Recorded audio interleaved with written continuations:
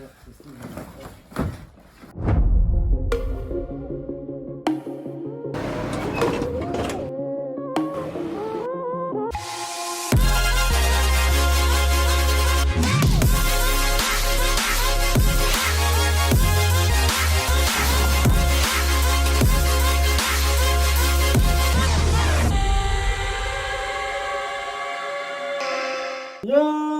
Pips, j'espère que vous allez...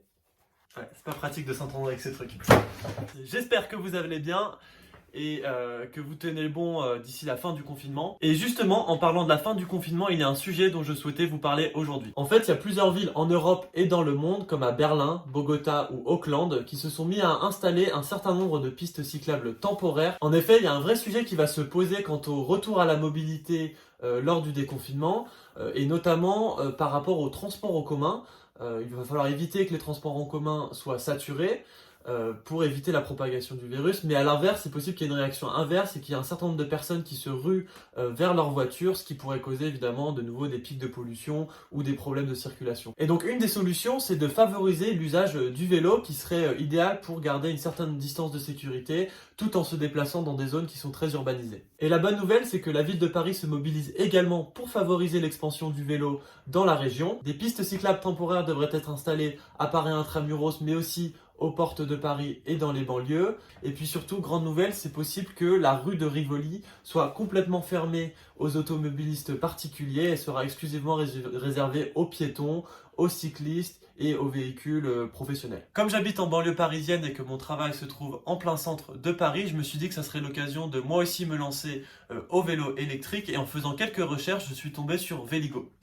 Alors qu'est-ce que Véligo ? Véligo, c'est un service de location de vélos électriques longue durée lancé en 2019 par la région Île-de-France et qui vise en fait à donner goût aux vélos électriques pour encourager leur achat et leur expansion. Aujourd'hui, un Véligo, ça se loue pour 40 € par mois pour une durée maximale de 6 mois. Mais avant de rentrer plus en détail dans les modalités de comment récupérer son Véligo, je vais vous montrer le mien que j'ai récupéré ce matin. Venez avec moi, c'est parti.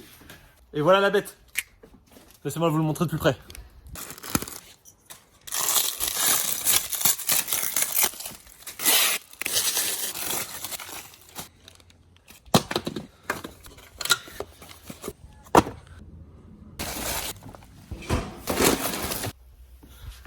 Ça y est, c'est déballé. En première impression, je dirais qu'on a un design, assez citadin, type vélo de ville.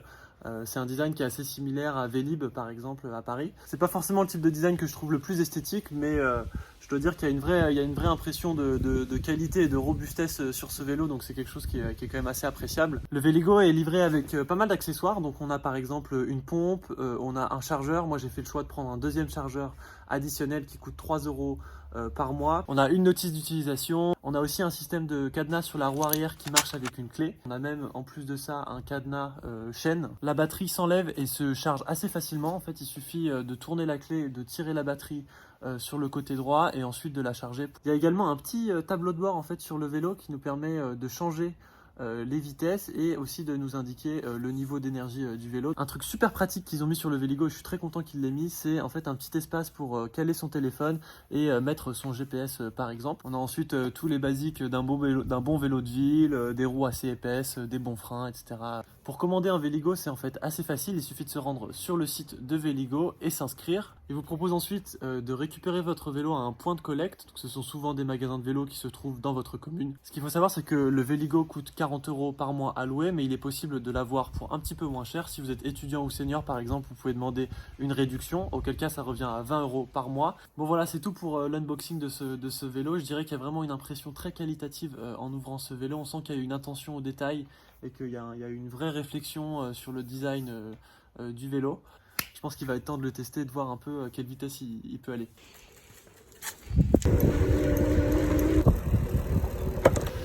En fait, il y a 3 niveaux de vitesse. Donc en fait, plus le niveau est bas et moins l'assistance électrique prend le relais. Donc en fait, au niveau 1, c'est assez dur. Puis au niveau 3, en fait, on mouline vachement parce que l'assistance électrique prend le dessus.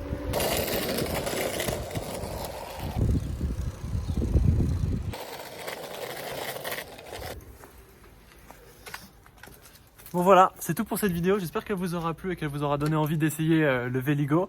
Moi de mon côté, j'ai hâte de pouvoir tester aussi les pistes cyclables temporaires. J'espère qu'il va vraiment y avoir un bon boulot de ce niveau-là pour qu'on puisse vraiment profiter de la ville d'une manière différente. Un grand merci et je vous dis à bientôt les pips, bye.